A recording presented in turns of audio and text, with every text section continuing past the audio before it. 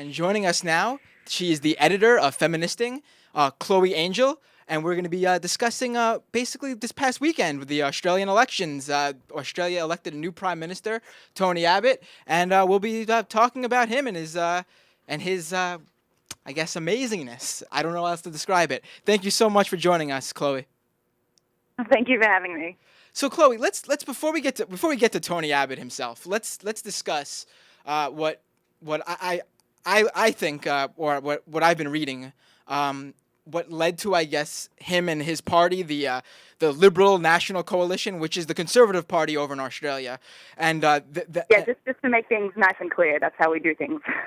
So the Conservative Party over there is called the Liberal Party, and I guess what would be closest to a left wing or the Democrats over there would be the Labour Party. Is that correct? Yes, that's correct. Although there's not a whole lot of daylight between them on the political spectrum, I would say. So it's not much unlike how it is here. I can give you some brief background, since not so much because I know that Americans are fully aware of everything that goes on in the political spheres outside of their own country. Right? Oh, of course. So basically, Kevin Rudd and the Labour Party were elected in 2007 in what counts as a landslide where I come from. In 2007, after about 11 years of Liberal government, and after some shambolic business in the first 3 years of his term, he was replaced as the leader of the Labour Party by his Deputy Prime Minister, Julia Gillard, in early 2010. And then she was properly elected. She was elected later that year in a federal election in 2010. And she was Australia's first female Prime Minister, correct? She was Australia's first woman Prime Minister, which is a big deal and ended sexism forever in the Western country, obviously. Just like how Barack Obama ended racism here, yeah. Exactly. Cue another 3 shambolic years, unfortunately, and there was what's called a leadership spill, which is a reshuffling of who was running the party earlier this year. Kevin Rudd, who had been foreign minister for a couple of years, but who had never really, it was clear, was not very happy with that situation and was angling for the leadership for the whole time that he was out of power, was once again made leader of the Labour Party earlier this year, and on Saturday the Labour Party lost big time. So thanks to the time difference here in the States, I got to wake up. As it always happens, I get to wake up to the news of who our new leader is in Australia, which is not a particularly pleasant feeling, by the way. I can imagine. So let's bring up with Kevin Rudd. I mean, just a few days ago, he was sort of, I guess, having some sort of name value here in the States, because there was a video going around where it went viral online, at least, where he basically stood up for same-sex marriage in Australia.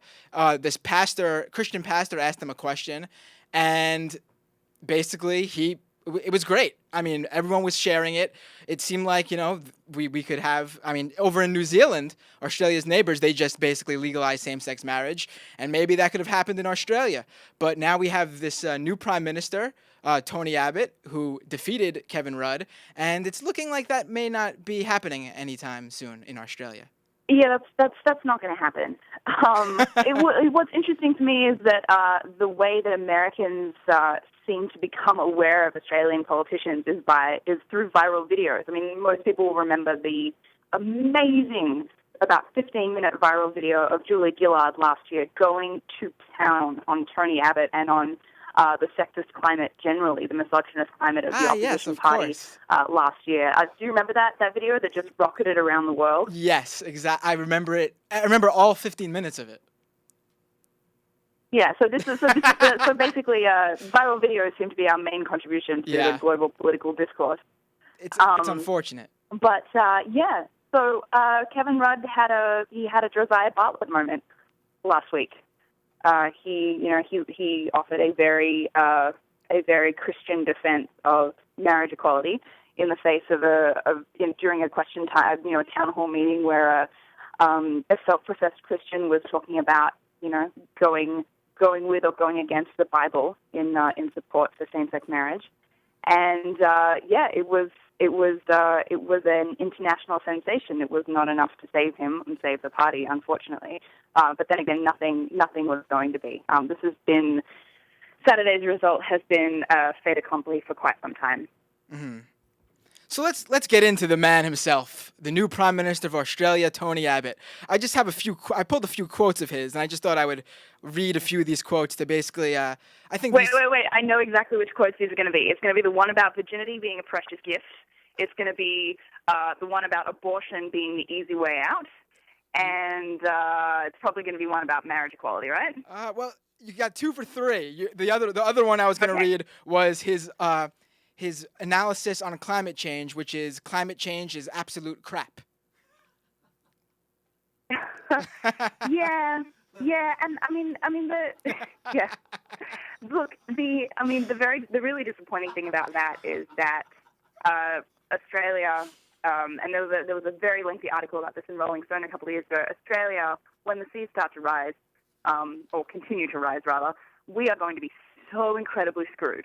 We are just going to be so incredibly screwed. Something like 80% of our population lives on the coast. We're a very low-lying country. We're the oldest, flattest, driest continent in the world. We're going to be totally screwed by climate change. I mean, we're already totally screwed by climate change. And us New Yorkers can meet the Australians at the bottom of the ocean when climate change is. Yeah, and I mean, look, one of the great things about the Labor Party, although, and I'm going to use the word shambolic here again, because the Labor Party couldn't get its act together on carbon trading and on a climate change policy. But one of the great things was that we really did seem to be moving toward a position where we, unlike a lot of politicians in the United States, acknowledge that climate change is real, that it is caused by man, and that it's going to pose a real environmental, economic, and human rights problem in the next century, assuming we all survive into the next century. And that's that just doesn't look like that's going to be the case for Australia anymore, and that's really disappointing. But Tony Abbott, not the most progressive guy on gender. Yeah, let's get to that. Yes. He also has had a tendency in this campaign. By the way, the campaign lasts for 5 weeks, which, given that we are already talking about 2016 here in the States, 5 weeks sounds like wow. Sounds like a quickie, really. Whereas the American option is more like counter-attack. Voting is also mandatory in Australia, right? The voting is mandatory. Yeah. And the interesting thing, that. For me, what was really interesting about Abbott was watching him use his daughters, his 2 daughters who are in their early 20s, use them as political props during the campaign. Which is not to say that they aren't, free acting humans. They're clearly there by choice. But it's been really interesting to watch him sort of strategically deploy women in his family as proof that he doesn't have a women problem, which, that's sort of like saying, my one black friend loves me. Exactly. Yes. So let's discuss. There was one moment that was getting a little bit of even here in the States, it was getting a little bit of traction. It was his quote about one of his fellow candidates having a bit of sex appeal. Yeah, look, Tony Abbott has a woman problem. Tony Abbott cannot seem to talk about women or about gender without, putting his foot in his mouth, and that's partly a function of the fact that he lives in Australia, which has a woman problem, and it's partly a function of the fact that Australian politics generally is really sexist. I mean, if you look at the way that Julia Gillard was talked about and treated in political coverage, and by her people in her party and people outside of her party who opposed her, it's pretty clear that, simply electing a woman prime minister doesn't erase your sexism problem. And Tony Abbott has had a series of those moments talking about women, whether they're in his own family, in his party, whether it's about the women to whom he's providing paid parental leave.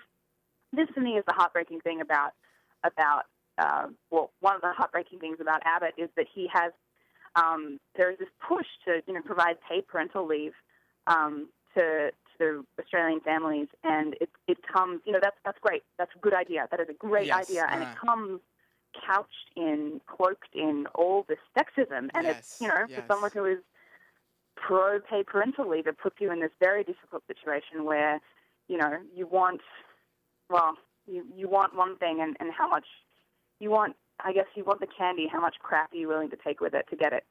Yeah. I mean, I have a quote here. I mean, even when he's discussing, like you said, you know, what you just mentioned, paid leave, and then on rights at work, I have this quote here: "Bad bosses, like bad fathers and husbands, should be tolerated because they do more good than harm." I mean, simply unbelievable. Yeah, yeah. Like I said, Tony Abbott has a woman problem, Yeah. and now women have a Tony Abbott problem. That's a great way to put it. And he's great on same-sex marriage too. Just like Kevin Rudd, standing up there and speaking for the rights of all people, right? Sorry, you just cut out there for a second. What did you say? Oh, I said and he's great on same-sex marriage too, just like Kevin Rudd, right? No, not really. But the good news is that both parties have terrible asylum seeker policies. Oh, really? So there's that. Look, I mean, one of my friends, Rachel Hill, she's a political journalist. She's also Australian, and the way she put it was that Saturday's result was sort of like breaking up with someone when you know the relationship is bad for you and bad for them, but you really don't want to go out with the other guy. But you have to end this unhealthy relationship. And the honest to God truth is that the last couple of years of Labor government have been utterly shambolic. That's now the third time I've used that word, so I mean it. Yes. And my feeling when I went in to vote at the Aussie consulate here in New York last week was that it's a lesser of two evils situation. There really weren't any good options in this election, especially if you care about LGBT rights, if you care about gender equity, if you care about asylum seekers. There were really no good options in this election. It's a pretty bleak situation. So Australia is just like America in that sense, I mean, really. It's interesting. It's been interesting to be mired in American election cycles for a couple of years and to watch Australia become more like America, at least in how we run our campaigns. In Australia, when people accuse people of American-style politics, that's not a compliment. There's been a lot of focus on theatrics and not a lot on substance, and that's a pretty American trait, I would say, and not one that I want to see my home country aspiring to. I mean, when you look at so many of these major industrialized countries, I mean, you see that they're becoming more leftist, progressive on many issues. And then you take a look at, I guess, Australia now and the United States, and it couldn't be any more the opposite. I mean, looking at some of these quotes from Tony Abbott, it really would not surprise me to see these quotes being attributed to a Republican here, or in some of these even Democrats here. Yeah, that's true, but it's not. Despite what I said earlier, I wouldn't say it's universally bleak. I mean, I think if for no other reason than we have at least had a woman head of state. We've at least had elected a woman head of state. I think it's as is the case with progress in the states. It's a case of two steps forward, one step back, and there are always exceptional people. Penny Wong, who is the Australian finance minister under the Labor Party. I guess she'll now be probably shadow finance minister. She's an openly gay Australian of Asian descent. Oh, awesome. Who has been very open about having a kid while she's in office. I mean, she's a trailblazer in multiple ways, and you see bright spots like that here and in Australia. And despite what the prevailing mood is, there are always, I think, spots of hope like that. Mm-hmm. Chloe, sorry. Chloe, Michael. Tony Abbott, piece of work. This is Michael Brooks here. I just had a quick question for you. What about the Green Party in Australia? I had seen a couple years ago that it seemed like they had made some progress. They were in coalition, I thought, with the Labour Party, at least briefly. What kind of factor do they play now in Australian politics, now and moving forward? I think they play this role of sort of tempting more progressive-minded would-be Labour voters. It's sort of, it's. I think there are people who would love to see them become a legitimate third-party option because their policies are in keeping with a lot of if American progressives found themselves transplanted into Australia, they would find themselves voting for the Green Party. But it's also not when it comes to electing people who will actually be governing, in a meaningful way. They're not yet a viable option. Although, as you say, they've been gaining influence and momentum in the last decade or so. I think what the Green Party does is serve as a wish list for people who have to choose between idealism and pragmatism. Right. Chloe Angyal, editor of Feministing. Thanks so much for joining us today. I believe we'll have a number of Americans listening to this program who don't usually pay to Australian politics get more into it, or at least I hope.